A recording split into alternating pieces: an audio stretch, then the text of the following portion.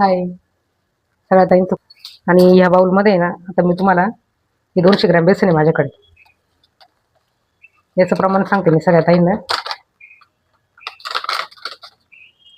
म्हणजे ना मोजायची वगैरे काहीच गरज पडणार नाही आपल्याला. आपण काय करतो बऱ्याच वेळेस आहे ना, असं वाटीनी वगैरे मोजतो, तर आपल्याला आज तसं नाही करायचं आहे. आपण हे 200 ग्रॅमचं बेसन घेतलेलं आहे.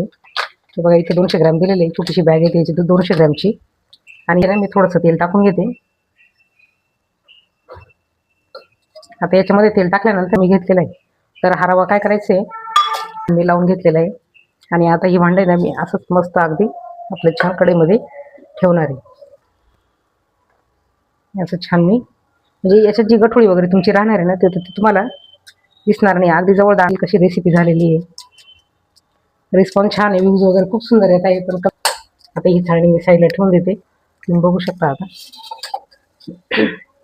भरपूर आहे, खूप होतं. 1 चमचा तुम्ही सपाट टाकला, पूर्ण टाकला तरी काय अडचण नाही. 1 चमचा मी अशी मी साखर याच्यात टाकून घेतली. मला खूप साखर पण नाही टाकायची. कशी पण साईज असली ना, तर तुम्ही हा भाजीचा अर्धा चमचा प्रमाण मी तुम्हाला सांगते. तर हे तेल आहे ना असं छान टाकून घ्यायचं.